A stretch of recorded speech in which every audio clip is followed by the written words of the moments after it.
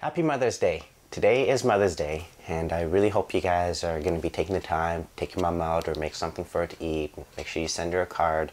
Today is definitely a day where our cellular lines, home phone lines, landlines, you name it, voice over IP, everything gets clogged up. Maybe not voice over IP, but traditionally our cell phones, we get the busy tones and we can't call mom because it's the day when everyone calls home to say, "Hi mom, love you." Our moms have put up so much for us.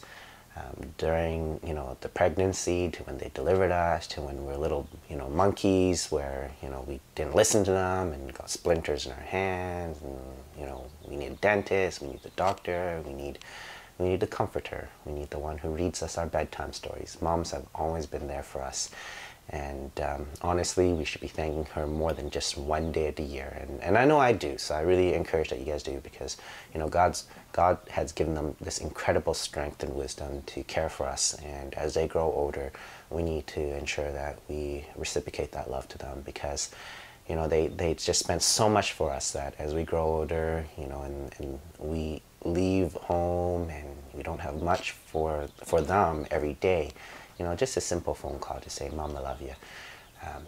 Anyways, today my mom's going to come over to my place. She's made a very simple request. She's asked for steaks. And who said steaks are only for fathers or for guys? My mom likes to have her steaks too, and really good ones. She knows I can make good steaks too, so no problem. We live here in Canada, as most of you guys know, so we don't exactly have the same people power and volume as in the States. So today I purchased some Wagyu beef. Some of you may know it as American Kobe beef, and they are different. You have Japanese and American version. If you're in Hawaii, make sure you jump on the Wagyu beef there. It's really, really tasty.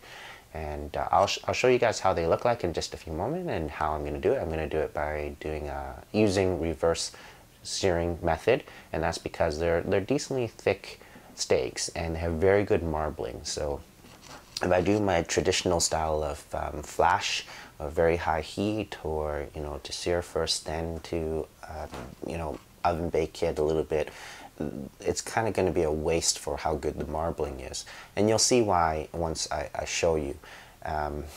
And the other thing that I just wanted to address really quick is a lot of people always think that you need very, very high heat when you do steaks. There's truth to that, and there's also myths to that. You have to remember, when you sear the steak, yeah, it's to keep in a little bit of juice, but most of the time it doesn't. You have to be careful that you don't char it beyond where you've broken everything and it doesn't even hold anything and it's tasteless. Which is why it's very important that you cook the meat itself. And then, because we want that crispy, crusty outside layer, that's when you do the searing. So if you have a very thin cut steak, or in Asian cuisine where you do a lot of wok with the thinly cut beef that goes in your stir-fry dishes, that's why you use really high heat, because you get the outside all seared and then the inside is still a little bit rare and juicy.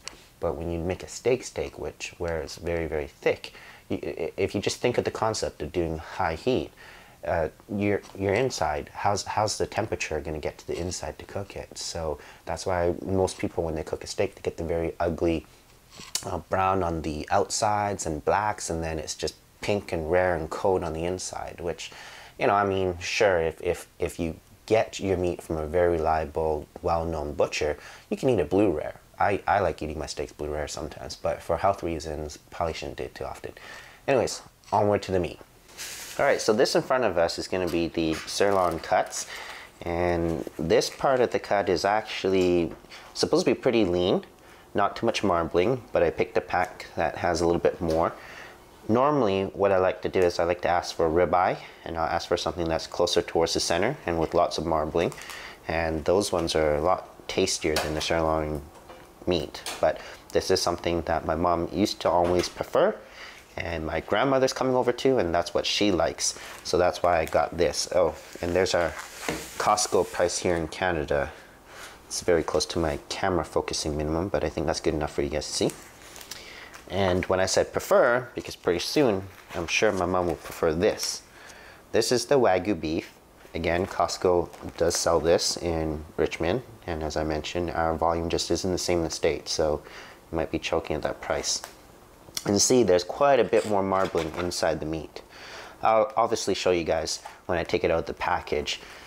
Just not doing that quite yet. I'll take it out about an hour to an hour and a half before I'm going to put it on the grill so that it becomes room temperature ready to go, and that will help the temperature get to center of the meat, because of course if you take out cold, your heat on the outside it's not going to be able to penetrate the inside as well, because it's basically, if you think about it, it's still thawing the inside.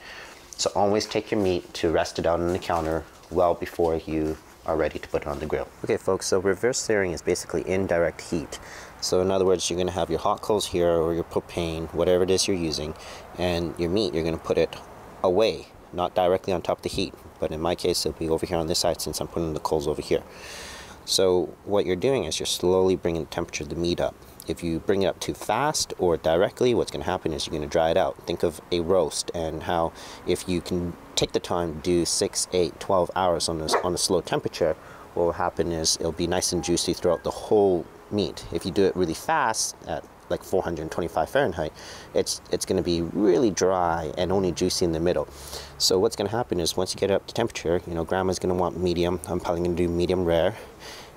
She better not say well done. If she does, I don't care. I'm not doing that because it's a waste of meat. You know, when it gets to that temperature, I'll bring it right over directly on top of the hot coals. I'll probably have a second bucket of hot coal ready to go so that I can sear it really quickly, get that crispy crust, and remove it, because you don't want to keep cooking. Remember, when you put it on top of that hot heat, it's still going to raise that temperature. So when you move it from this side, from your indirect heating to direct, you should probably pull it off. I think most folks say about 10 Fahrenheit. For me, I think I pull it off like within 5, because I can get my grill beyond 800 Fahrenheit. And I'll show you guys later that is true. Hopefully I remember to record it. That's the charcoal I'm using, maple, and thermometers. Unless you guys are cooking meat every single day, you're not going to know 100% where it is. Now, of course, if you do enough times, you remember from the thickness and the type of meat that you get from your butcher. In my case, I do use the thermometer at times, especially since Grandma wants it medium. I'm going to do medium rare, because most of the time I cook rare, so I'm used to knowing exactly when to pull it off for the rare. But even medium rare, I'm a little iffy on that sometimes, because it's a fine line for me between the medium rare and the medium. I think it's kind of a waste to have it that well cooked. I mean, if that's the case, then I'm going to go get myself a chuck and do a slow roast.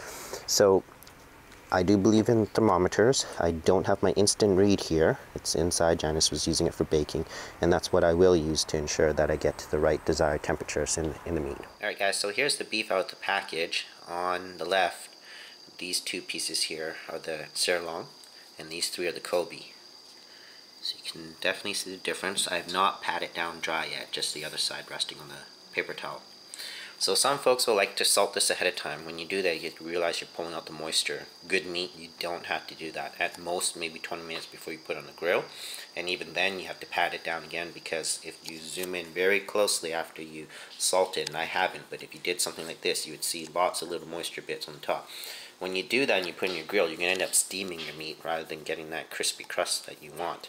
So for me, I'll be seasoning when it's on the grill.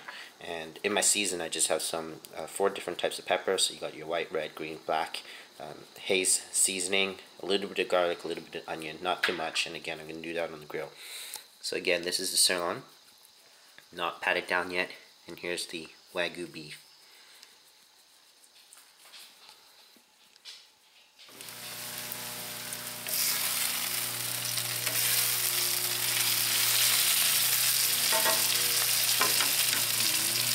Alright, so earlier I told you guys we're gonna get this thing way above 800 just for a quick crisp. As you can see, it's gonna keep going, and that's only just with 1 can of charcoal.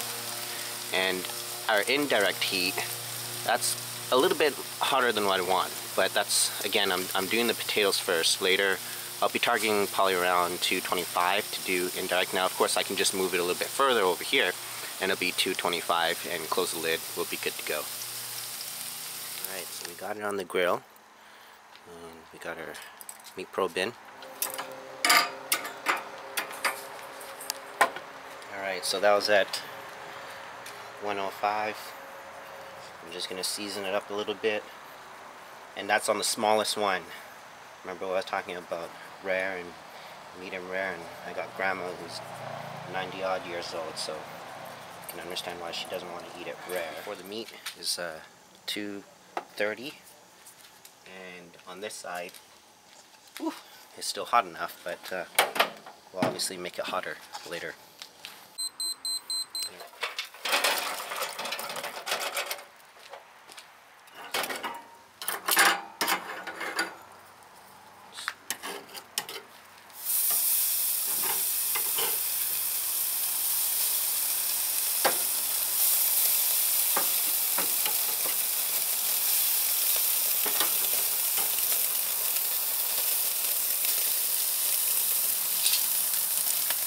I'll have to do that one later.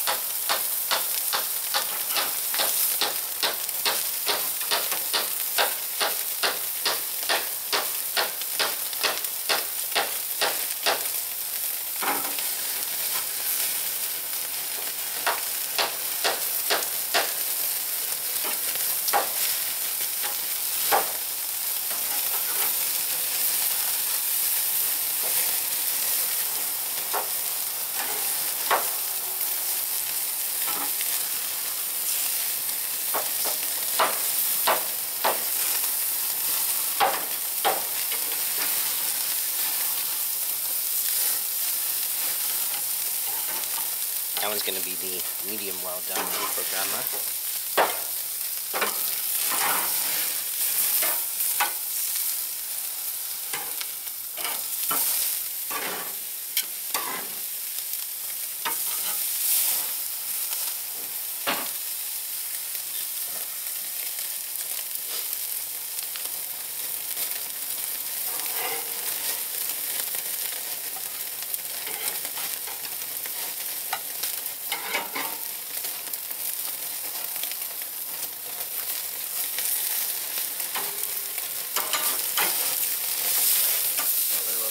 In there, but that's alright.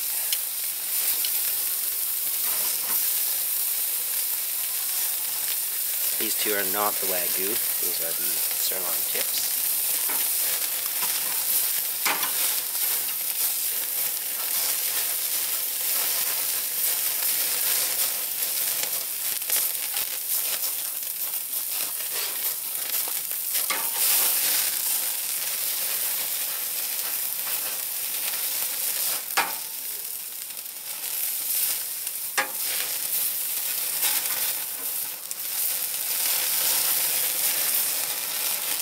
And I'm just going to let them to rest and we'll be good to cut into them.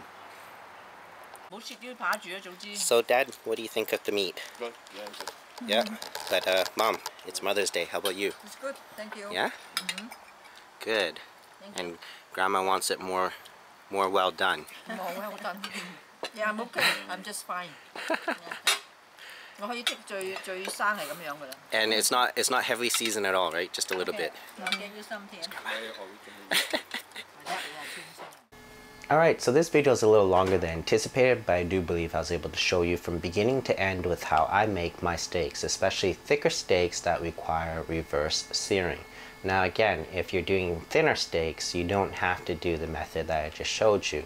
You can just do it directly onto your grill at, nice grilling temperature.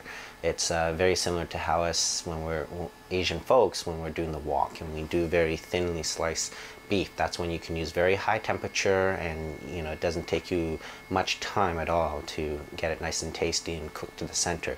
When it's thicker, the problem is you want to make sure, in terms of being food safe, that the inside center of the steak is at a good temperature. When I say good temperature, you decide if you want rare, or medium. Hopefully not well done. So again, the cut that I had today for both of them was the Sirloin, and one was the Canadian AAA, the other one was the Wagyu, and they're both very tasty. Now of course the Wagyu is just above and beyond, before I get into the taste and the differences, there is one small correction I want to tell you guys about the video that I just created for you guys to read over or glance over. One of the mistakes I made was when I was searing it. So you saw how I showed you with the temperature probe, I pulled it off 10-15 Fahrenheit before it got to the rare state to be food safe and pull it off and eat. Now, it was at that moment that I wasn't paying attention when I had my charcoal nice and hot, so I can just do the final bit to share it to give it a nice crispy crust on the outside. I didn't pay attention to the temperature of the charcoal at the grill. So I was targeting for 700. Now again, 450, 500 is good enough, and you can just leave your steak there a little bit longer. In my case, I wanted to flash it, so it's just very quick. Now the problem was I was moving the camera, getting out the smoke, and I wasn't paying attention. It was at 800 and still climbing. At the end, when you saw all the flame going up there, I was crying. Not just from the smoke, but I was crying because I knew that smoke and the flame was being created by the nice marbling of the Wagyu beef, and it was being incinerated. So what happened was that meant I changed some of the texture and the taste of the steak, and that's a big no-no. So luckily I didn't destroy it, as you guys saw in the video. It was still very good. It could have been just that much more better. So if you're gonna do this, make sure, once again, you know, your principles of method, the technique, and timing. You know, for the ladies out there who bake, they obviously have this down pat. Sometimes us guys, you know, we forget. In my case, I was moving, you know, the video camera, and by the time I could reach for the tongs to get that steak out of there to you know, stop the poor fat that was just sizzling away, you know, I was already going, oh crap, you know, I'm doing a no-no. It wasn't that bad. It could have been better. Okay, so other than that, what happened was, you know, my grandmother, she made a comment saying this is how beef is supposed to taste. So obviously, being much older, she's had a lot of better beef throughout her life. For my parents, you know, again, they like the sirloin cut. Personally, I would choose the ribeye and something close to the center and with lots more marbling. So if you're gonna do this, I highly recommend you do the ribeye. But for the sake of comparison, for my parents, it was a sirloin that I chose, which is a more leaner cut. Now, my parents, they've had Kobe and Wagyu beef in the past, so this was a treat for them. When they tasted it, they said, this is good, this is what we like. When you eat the Canadian AAA right next to it, you know, it's a really big difference, night and day. The best way to sum it up would be what my wife had said, because this was her first time eating the Wagyu beef, and she said the Wagyu beef, it was fluffy, it was buttery, it was melting in your mouth, and you can definitely taste the beef. When she had a few bites of the AAA, she said, this is what we usually buy? And I said, yeah, it's a lot cheaper, but it almost had no beef taste to it once you've had the better one, and it was also a little bit chewier, was not melt in your mouth. So if you're a beef lover and you really like your steaks, do yourself a favor, splurge at least the one time on the Wagyu or Kobe and give it a go, because you're doing yourself a big favor. You're going to really enjoy it. Your wallet's going to hurt a little bit, but it's worthwhile. Hopefully for Father's Day, I can get another video out, because what I intend to do with the Wagyu beef this time would be to sashimi it and put it in a small marinade and cook it with smoke. So I'll be doing my charcoal grill, you know, it'll be in the 700, lots and lots of smoke. So I'm cold smoking it. No, well, actually, cold smoking wouldn't be correct, because cold smoking is way lower temperature. Hot smoking it and eating it raw. It's going to be very tasty, and I hope to share that with you guys. So again, I apologize for a long video, but I hope it was informative. If you have any questions, ask below, and hopefully I'll be able to answer them, share other methods, or whatever it is that you want. Happy Mother's Day, and enjoy your beef.